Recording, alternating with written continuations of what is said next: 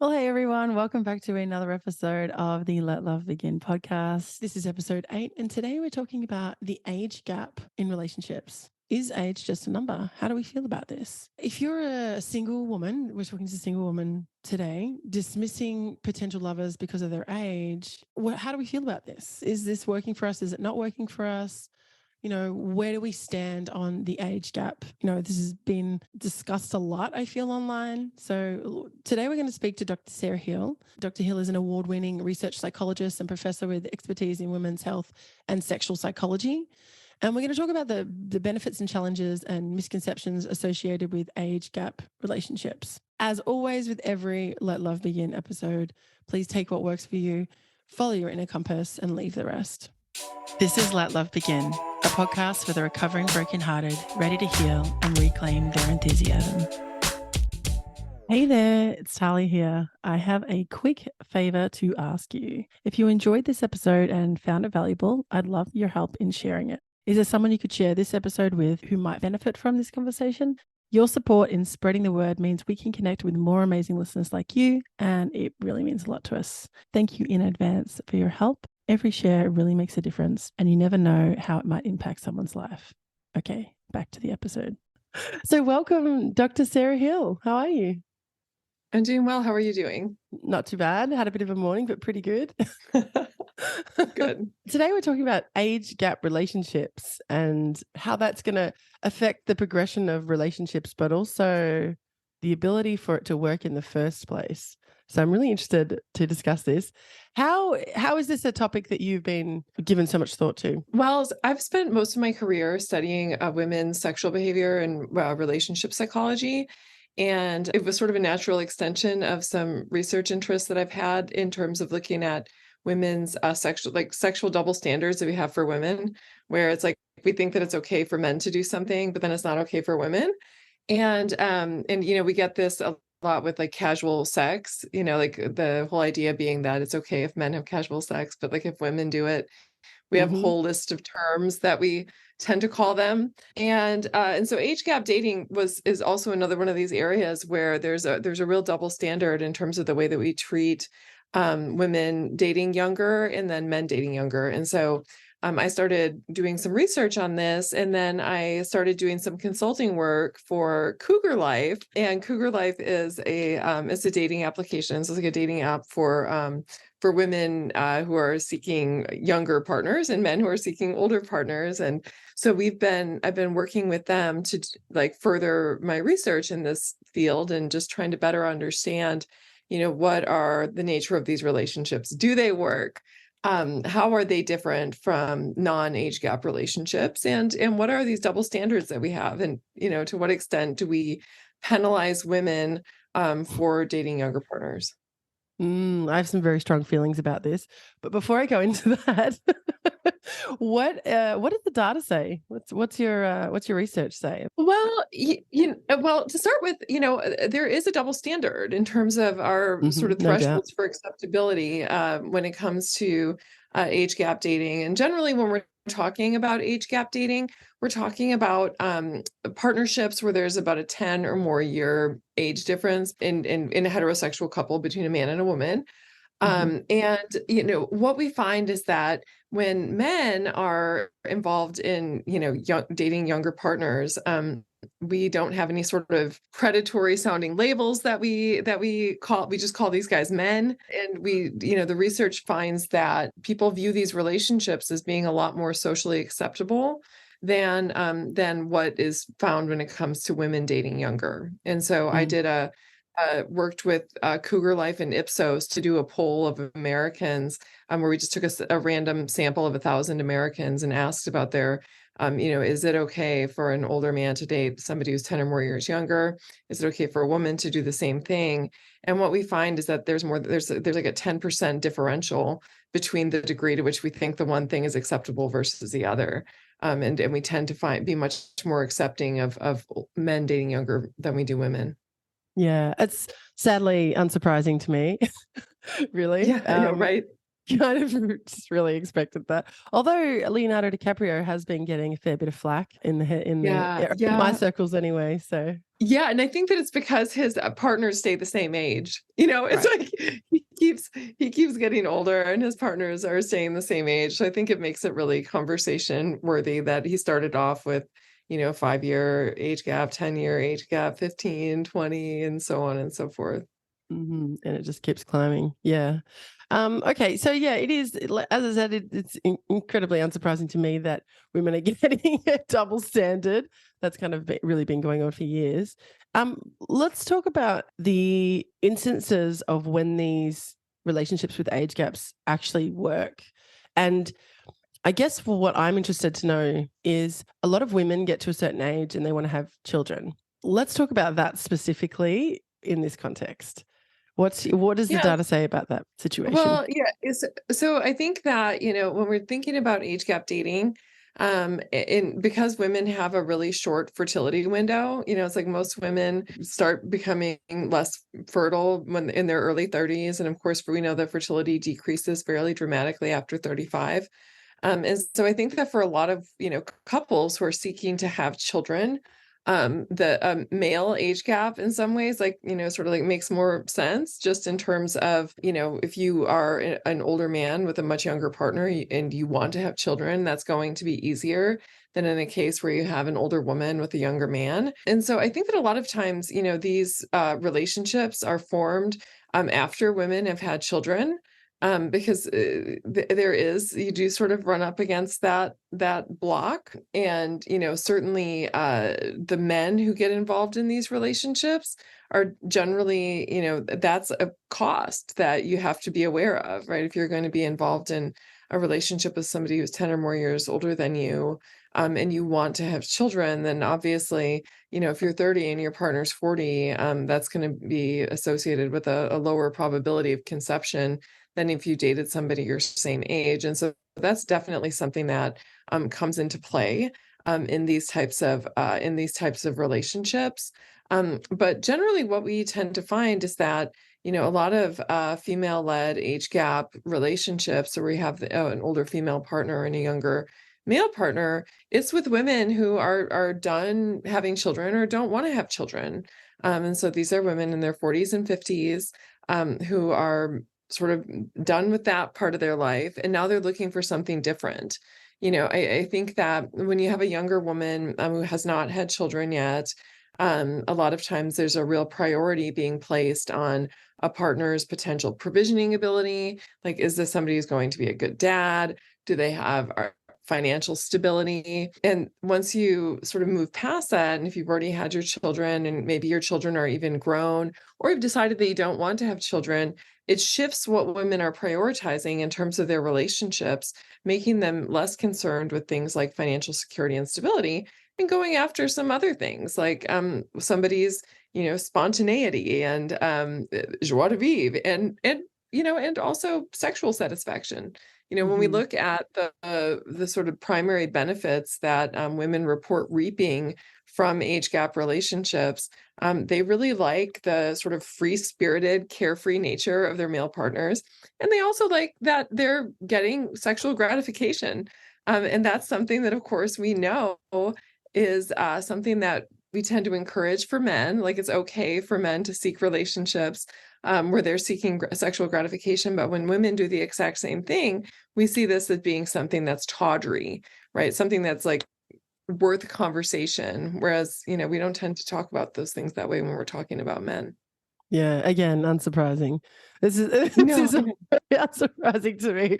I shouldn't laugh. I think it's that one of those things where it's kind of like you're going to laugh or you're going to cry, really, isn't it? Because it's just yeah, it well, happens it's rounds.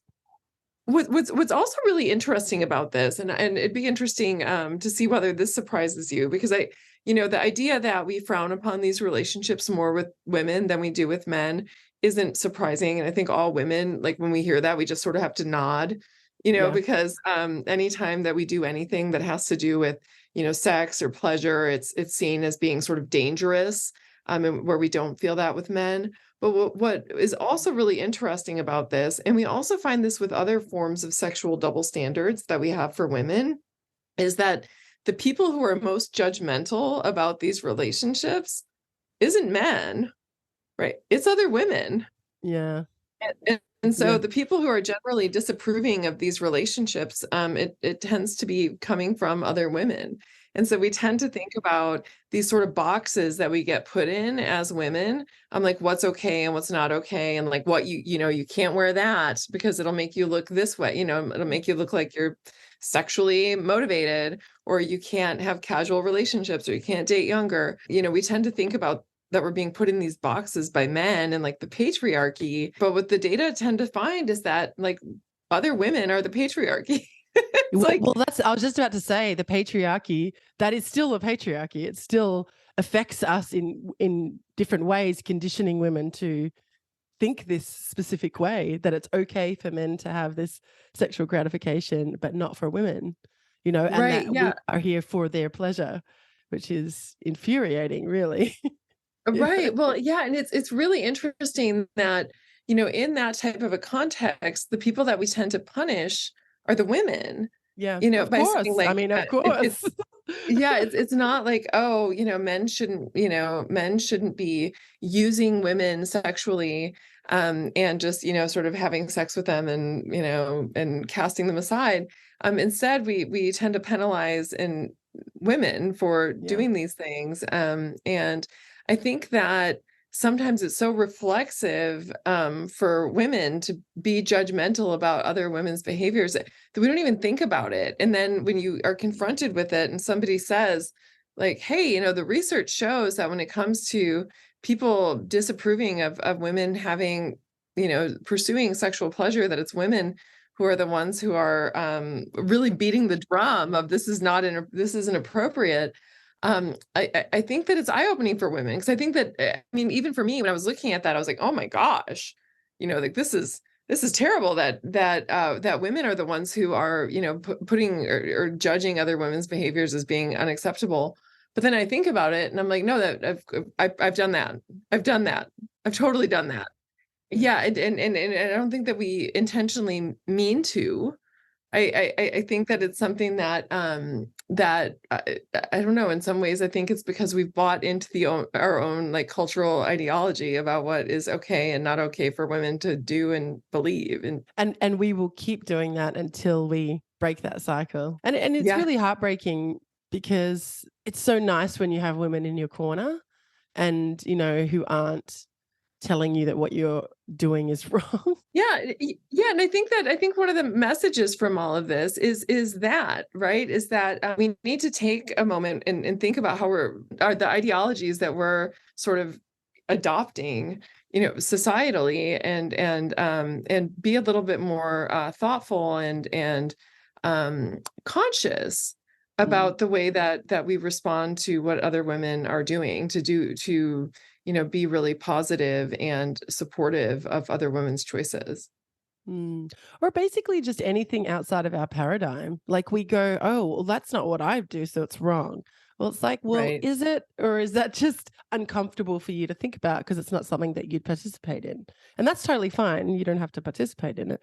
But why is it not okay for somebody, a consenting adult, Yes, exactly. And I think it's a great opportunity for us to examine the thoughts that come up. It's actually interesting for me. I'm not sure if you're you're religious, but I'm not religious. And I was on a marketing call actually, and this person had a diet, but it was associated with a religion. And all the people on the call, except for me and one other person, were religious. And there was some pictures of some women. And the woman who identified as being religious started saying all these negative things about this woman and how she looked, and using quite strong names. And I thought, that's so interesting. So interesting that you have this ideology that frames the way that you would view this woman. I wasn't brought up religious, so I didn't have any thoughts about what this woman was or wasn't inherently. I just thought, oh, it's a woman who's dressed a certain way. But there were so many names that were being thrown at her by this woman, and it just, to me, it didn't sit well with in my perception of what religion's supposed to be about. But I guess that didn't really fit, and it just influenced me so much to see how we are influenced by religion, upbringing, patriarchy, like you said, societal, all these things that color our views. And instead of stopping and going, okay, instead of like, it's still okay to say something about it. It's like she could have said, I'm not sure that this image is in alignment with the audience you're trying to attract. Right. But she didn't. She said, "Oh, she looks like a slut." That's what she said. And I was like, "Huh, that's quite strong strong name calling there." Yeah, no, really, that's awful. And I think that yeah, it's an attempt to try to control other women's behaviors. And it's generally motivated by a fear of losing what's important to you. Right. So presumably that person who's saying those negative things about this other woman is probably somebody who's afraid that that woman, right, might either try to go after her partner, or by virtue of her behavior might make it easier for men to not invest in relationships, because with the idea being that when sex is something that is like available to men without a great deal of commitment, that it will lower the price of sex. If you think about it in terms of sexual economics. And I think that these are some of the fears like that motivate those types of comments toward women who are doing things to pursue sexual pleasure, particularly if they're seeking sexual pleasure without desiring investment, like in the traditional, long-term monogamous relationship. I just want to point out too that sex is incredibly healing. Like, I have had relationships where I certainly wasn't in a mental space to move on. I was emotionally unavailable because I was healing from a past relationship. And I had a one night stand that turned into a year-long sexual relationship. And it was amazing. It was incredibly healing. And the guy turned out to be incredibly lovely. When nothing came of it, but it was so healing. And it was such an important part of my journey. And I think for both of us too, to be honest. And, we just really clicked in the bedroom, and that really worked. It really shifted both of our lives in a really good way. It was interesting actually, because I was in another group and a coach said, "Oh, she was against friends with benefits, or those kinds of Yeah. relationships." And I thought, I don't mind people having opinions, but blanket rules, like, try and stay away from. I feel like they're quite dangerous. Just because it's not right for somebody else doesn't mean it's not right for you. I think what I'm getting from this discussion is there's just so much opportunity for self-reflection. So much opportunity for us to catch ourselves in the moment we judge ourselves and in the moment we judge others. If we can stop and go, well, hang on, people are saying that friends with benefits isn't great for them, but is it great for me? What do I actually feel? Is it true for me?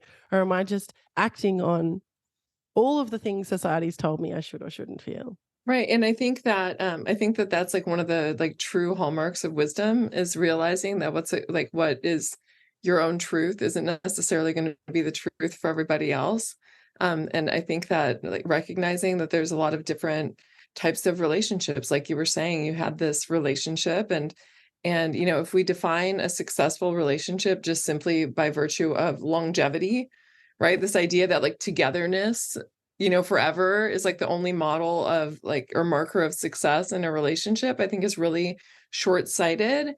And I think that what we're seeing is, especially since the time of the pandemic, and I don't know exactly why that was a turning point for people, but I think that we have become societally more open to different types of relationships. And, and this includes age gap relationships, where, it's like I think people used to be very judgmental about, when you see same sex relationships, or you see, even relationships between people with different race and ethnicity, with age gaps. And I think that for a very long time, we tended to look down on these other forms of relationships. And I think that with I think that we've become culturally more accepting, even though there's a lot of room to grow. I do start to sense that there's a little bit of a shift where people are becoming more accepting of, and certainly, when we looked at, when we did the Cougar Life Ipsos survey of Americans, we found that the majority of Americans do tend to think that these relationships are okay. So even though, there is a stigma, especially for older women dating younger men, it's the majority of people who think that these relationships are okay. And I do think that there is, that there is a sort of a shift, which is a wise one, right? Understanding that there's a lot of different kinds of relationships. And I think, we're having more conversations about them. Like there's friends with benefits, and then there's situationships. I mean, we're like Yeah. naming these things that people have been doing for years, but we didn't really have a way to talk about them. And I think that in some ways, this is showing our evolution with relationships, being willing to like talk about the fact that there's not a one size fits all model in terms of what's going to be a meaningful relationship. And sometimes it can be a year long, just really great sexual relationship that's healing and helps you get past something else. And sometimes it is a long term monogamous, sort of traditional, heterosexual relationship. Well, hey there, it's Talia here, and I wanted to take a quick break to let you know that I started this podcast when I went through my most significant breakup. And what really helped me at the time was listening to other people's stories of healing and how they transformed through their breakup. That really helped me understand what I was going through and really gave me help that I could get there too. Before this podcast, I created an online summit where I interviewed 21 experts talking about different aspects of breakups and how we can let go of our ex and begin to open our hearts again. It's called the Let Love Begin Summit. And if you're interested in watching or listening to the summit, you can go to rebellove.com/summit and use the code podcast for 20% off. It's usually just $21, which is $1 per interview, but you can get it for around 16-ish using the code podcast. I hope you get as much out of it as I got making it. Okay, back to the episode. You said something before that really stuck with me. You said we see longevity as the only success marker. And, you know, even the point you just made of wanting something to last for a really long time, and I think this is very difficult, I can only speak for myself, being okay with it not lasting and being okay with having this amazing time for a time and not Mhm. necessarily thinking about forever. Yeah, no, I think that, and that's one thing that that certainly with age gap relationships that we see is that these are people who are generally living in the moment, and they're just enjoying each other's company and realizing that you can have a really good bonded, connecting, nurturing relationship, like healing, physical, great chemistry kinds of relationship, and that you can live in that moment and understand that, this might not be my forever person, but that doesn't mean that it's any less valuable of a relationship than any other.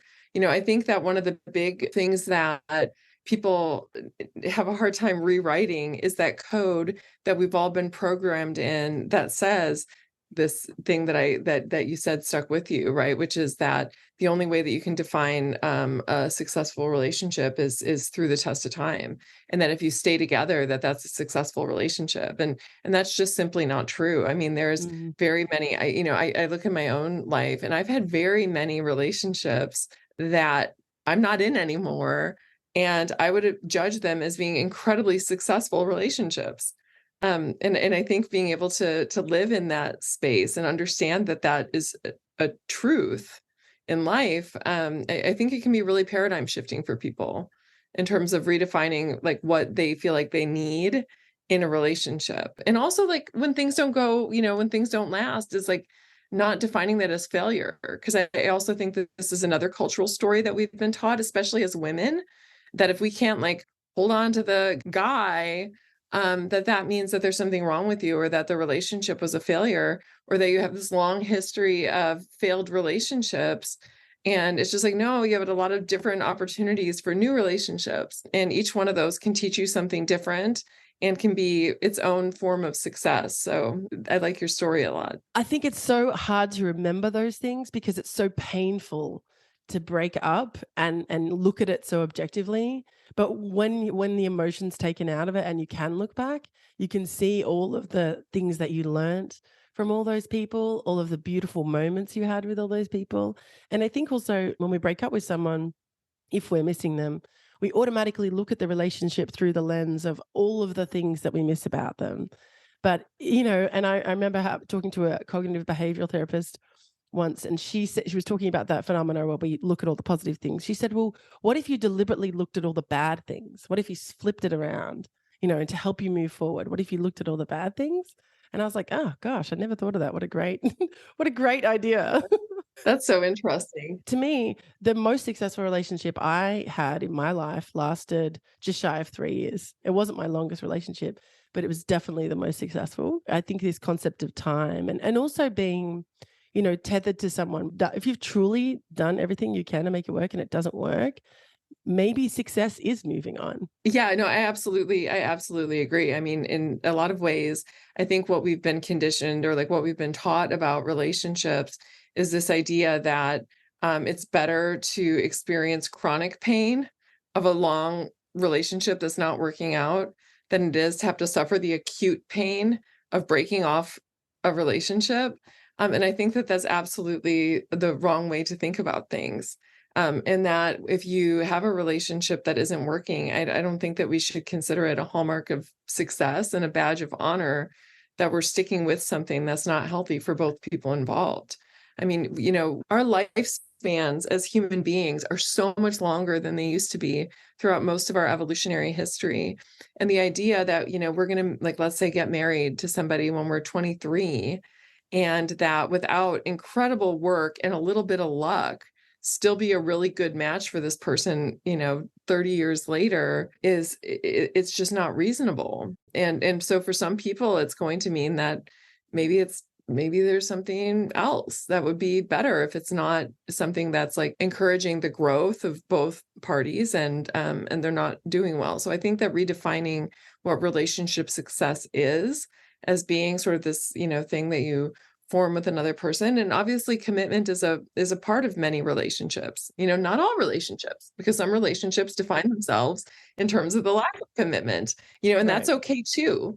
But for longer term relationships where commitment is part of the piece, that doesn't need to be the only element of the relationship and the one that we sort of value and above all else, because I think that having a safe and supportive environment that fosters the growth of everybody involved is just as important. And being able to sit and evaluate whether or not that's still going on in the context of a relationship to decide whether it's run its course or not, I think is I think it's something important that people do, right? The idea that commitment isn't staying, commitment is being engaged. And Yeah, and absolutely. Okay, so you were asked by Cougar Life to work with them. So tell me the context of that, and tell me, like, what did you find out working with that specific brand versus doing your research independently? So they approached me because they wanted to create a survey to help, like, of Americans and then also of their user base to try to just get a better understanding of, to what degree do people still stigmatize these relationships? Is do we treat female-led age gap relationships differently than male-led? What are some of the stereotypes that we have about people who are in these relationships? And then, like, what are the hurdles and what are the benefits of being in these relationships? So they really just wanted to get a better understanding of the way that people perceive those in the relationships, and then also those who are in the relationships trying to understand how they work and the dynamics. And so working with them has been really well. I mean, it's been a lot of fun. It's a great group of people to work with. But I mean, really, they're just like trying to understand the relationship, and so that way they can help to foster an environment that's going to, allow people to get what they need out of the relationships that they're seeking. I'm thinking of one female-led relationship I know.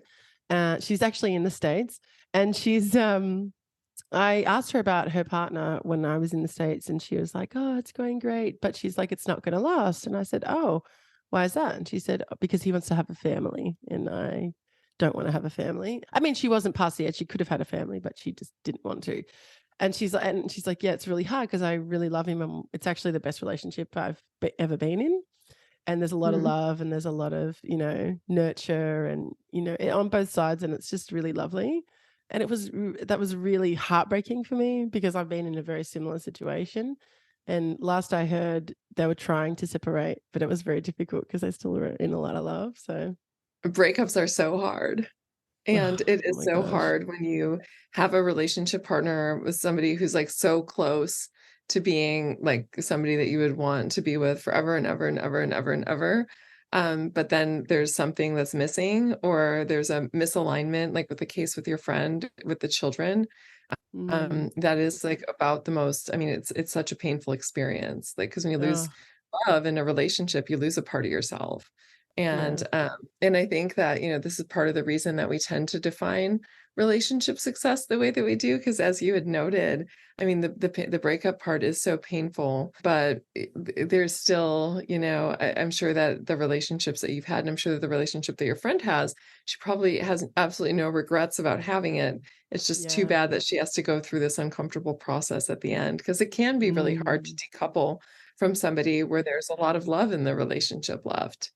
And with these relationships, what we tend to find is that, certainly that the issue of like somebody wanting children and the other person not wanting children, that can be a roadblock. Oftentimes, the people who get into these like age gap relationships, they understand what they're getting into at the outset. So there tends to be really a great deal of communication between partners. And in some ways that, other, like, sort of more traditional relationships don't need, because it's not necessary, for example, if you're somebody who's dating somebody about the same age and, a lot of times people don't have to have those conversations about, like, well, what does this mean? What are the expectations? Are you expecting that we're gonna be, having children? Because I may or may not be interested in that, and people have to be really upfront about what their expectations are, and so you tend to get a lot of that in these, types of relationships where people tend to be very open to talking about what the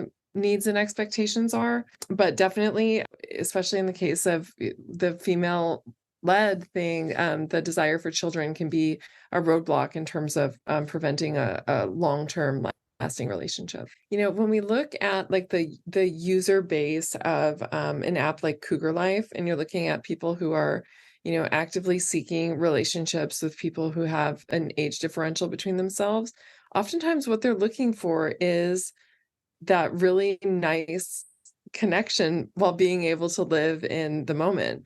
And what was really interesting to me when we were like trying to understand, what is the basis of these relationships and what are some of the benefits and drawbacks that you get to an age gap relationship, is that most of them are formed the exact same way that any other relationship is formed.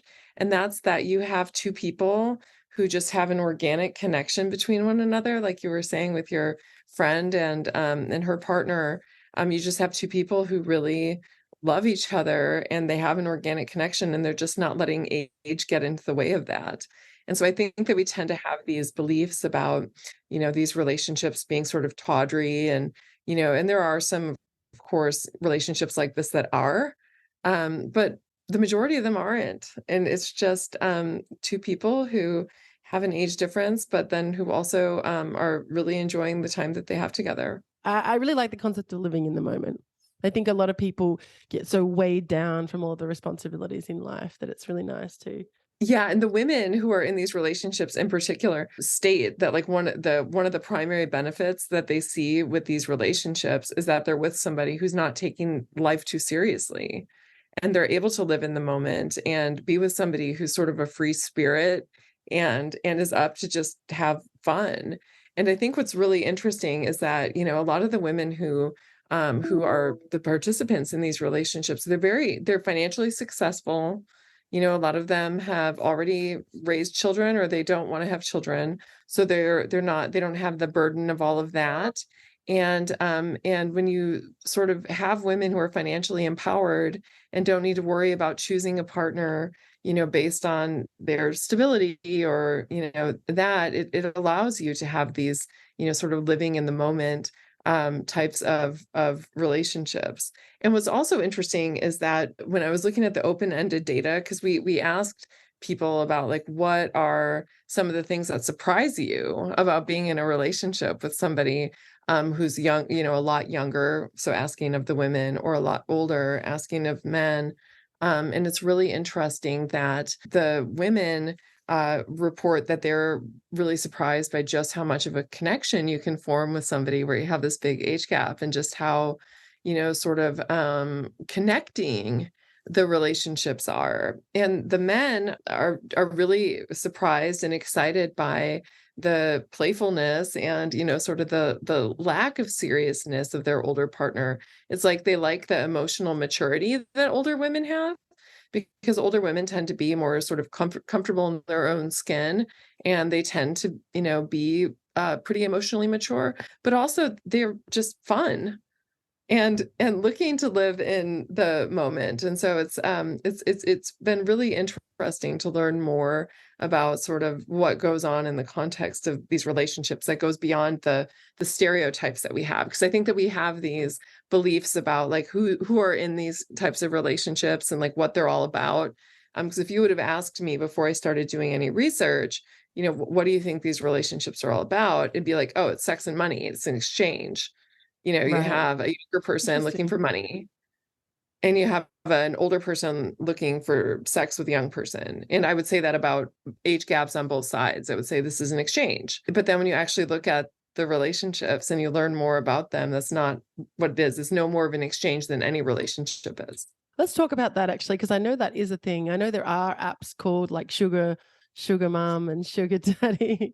And Right. so I guess the name's kind of self-explanatory that you're going there for that purpose. Yeah, well, no, exactly. I mean, there are certainly these like sugar baby, like sugar mommy, sugar daddy relationships, and there are apps for those, as I think you noted, and there's a surprising number of them. Like I Really? was, Oh, okay. yes, I was actually, I was really surprised to learn that in sort of my research into all of this and like trying to better understand the differences between those kinds of relationships and then just a regular age gap relationship. And no, there's a lot of apps out there for people who are looking to make that sort of an exchange. And in those relationships, as you noted, that's a very different type of a relationship than just a regular age gap relationship, which again is generally just on the basis of an organic connection between people. Whereas with a sugar daddy, sugar baby type of a relationship, you have a younger woman or a younger man in the case where you've got a sugar mama, right? You've got a younger person who is usually somewhat financially insecure. So they might be a student or, in a situation where they have a job that doesn't pay very well. And they're looking specifically for financial investment. And so usually in the form of like gifts or experiences, cash, even things like house payments or rent or car payments.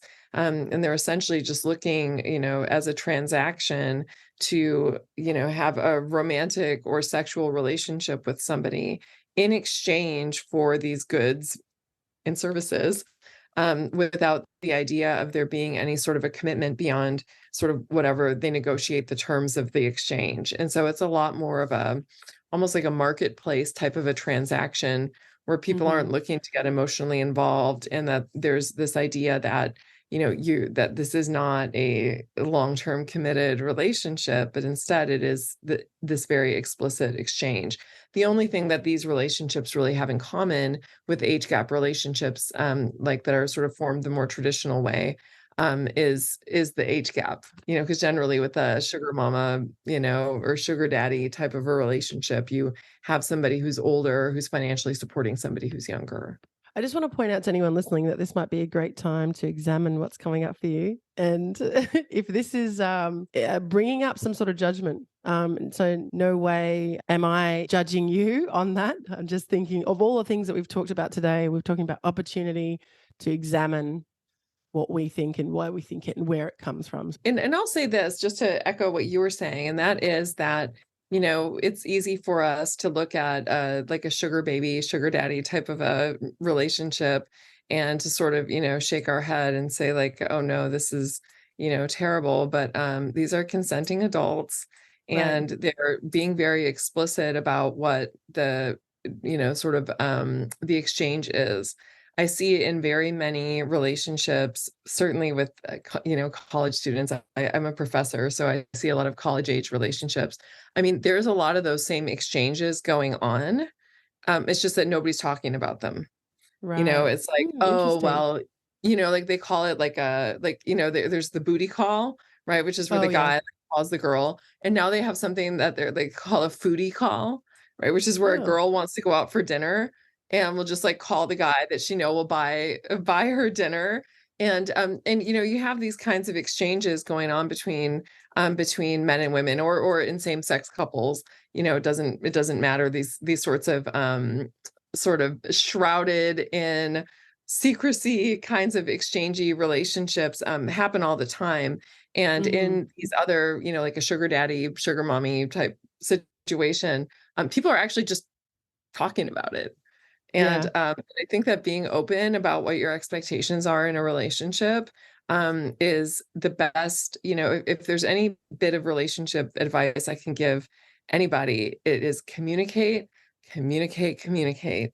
And communicate and have no, like, don't have any assumptions about anything. Always have the bravery to ask about what the other person's expectations are from the relationship that you're in, and be Mhm. willing to be upfront and honest about what your own expectations and needs are in the relationship.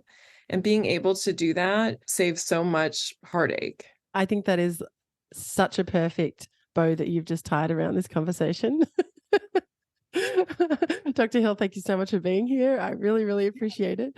Before we Yeah. wrap up, is there any last pieces of wisdom you'd like to share, or insights from the research or your time working with Cougar Life? I think that if I would just say that there are a lot of different types of relationships, and that there's not sort of a one size fits all model for like what's a good relationship. And I think that it's really worthwhile for each one of us to spend some time thinking about what our needs are, and like and then being willing to consider what are the types of relationships that we want. Because as you and I have been talking about this whole hour, like, there's so many things that we think that we want because we were told that this is how relationships are. Mhm. And so I don't think any of that a lot of us don't spend any time really thinking about that, or questioning the assumptions behind what we see as the traditional, like, successful relationship model. And so I think it's worthwhile to spend some time thinking about, and then becoming really comfortable with what our